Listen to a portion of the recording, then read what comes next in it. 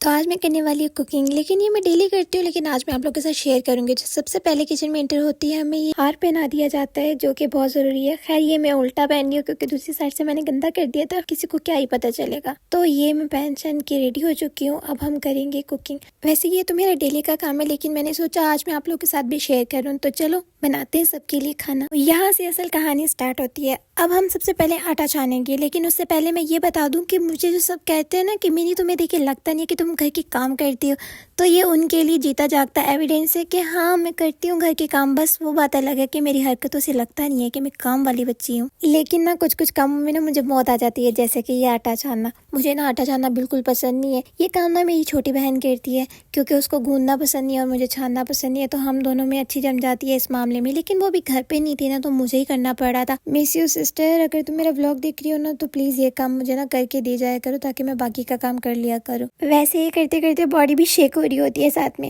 तो मुश्किल वाला पड़ाव मैंने पास कर लिया, आटा मैंने गूंद लिया। अब हम करेंगे इस सालन का खात्मा। अब आप सोच रहे होंगे कैसा खात्मा? तो यार जो बचा हुआ सालन होता है ना, वो कोई नहीं खाता, तो उसका मैं ना अगले कल के लिए ना पराठों का मटेरियल बना देती हूँ। इस तरह सालन भी वेस्ट नहीं होता और डेली डेली न्यू रेसिपी वाले पराठे भी मिलते हैं। अब स्टार्ट होता है मेन कोर्स, क्योंकि पिछले वाला तो सारा ट्रेलर था, क्योंकि पिक्चर अभी बाकी है मेरे दोस्तों। तो अभी मैं बनाने वाली हूँ अपनी सिस्टर के फ्रेंड्स के लिए चाउमीन। मेरी सिस्टर ने स्पेशली मुझसे ये फरमाइश की है। तो यहाँ पे मैंने प्याज और टमाटर जल्दी से कट करके रख लिए, एंड देन फिर मैं बनाना स्टार्ट करूंगी। और मेरे पिछले व्लॉग में लोगों ने बोला भी था, यार तुम रेसिपी भी साथ में बता दिया करो। तुम्हारा व्लॉग हम देख रहे थे लेकिन रेसिपी तो मिली नहीं, तो उनके लिए खास तौर पे मैं रेसिपी भी ना साथ में बता दूंगी। तो हाँ जी, अब हम स्टार्ट करते हैं इसकी रेसिपी बताना, लेकिन आप लोगों ने घबराना नहीं है, ठीक है? तो रेसिपी तो मैं बता देती हूँ, लेकिन मैं क्वांटिटी का कुछ कह नहीं सकती, क्योंकि मैं अंदाजे से हर चीज़ डालती हूँ। वैसे A to Z चीज़ें बता देती हूँ कि आपने ऑयल डालना है, लहसुन डालना है और प्याज डाल के उसको हल्का ब्राउन करके उसमें मिर्च मसाले डाल देने। उसके बाद आपने उसमें टमाटर डाल के उसको ग्रेवी जैसी फॉर्म का मसाला बना लेना है। जब वो मसाला बन जाए तो उसके बाद आपने उसको टेस्ट भी करना है कि वो टेस्टी है या नहीं। कहने का मतलब है कि उसमें मिर्च मसाला कम तो नहीं है ना? अगर कम है तो और डालकर उसको लेवल कर लें।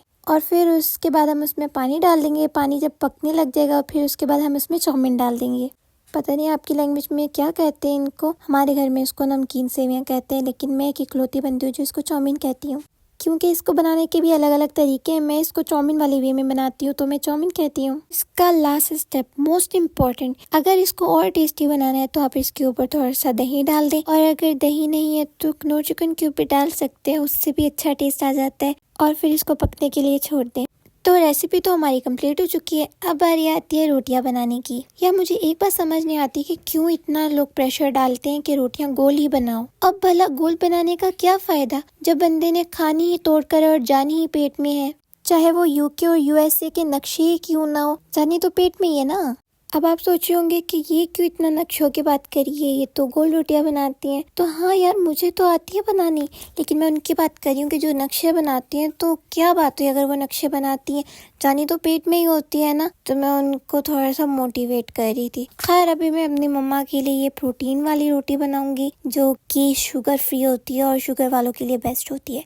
मतलब मुझे बहुत सारी चीजें बनानी पड़ती हैं एट ए टाइम, जिसकी वजह से मेरे पास बाकी चीजों के लिए टाइम ही नहीं बचता। और आप जब भी मेरे घर पे आओगे, मैं आपको किचन में ही दिखूंगी, क्योंकि बाकी सबका घर में एक कमरा होता है और मेरा घर में एक किचन है, वही मेरा कमरा है। मैं 24/7 आपको किचन में दिखूंगी। इसीलिए मेरे व्लॉग्स भी किचन पे डिपेंड है, और मैं फूडी भी इसी वजह से हूँ, क्योंकि मैं किचन में घुसी रहती हूँ। और ये बातों बातों में मेरी चाउमीन बन के रेडी हो चुकी है। मैं खुद शाबाश दे रही हूँ कि मैं कितनी टैलेंटेड, जो मैंने इतनी मजे की चीजें बना लेती हूँ। और फाइनली मैं फ्री हो चुकी हूँ, मेरा सारा काम कंप्लीट हो चुका है। और यहाँ पे मैं खुश होते हुए कि अभी मैं अपना व्लॉग एडिट करूंगी और आप लोगों से अपनी किचन की स्ट्रगल शेयर करूंगी कि मैं कितना काम करती हूँ। और फिर हम मिलेंगे अब नेक्स्ट व्लॉग में। तब तक के लिए बाय बाय, अपना बहुत सारा ख्याल रखना।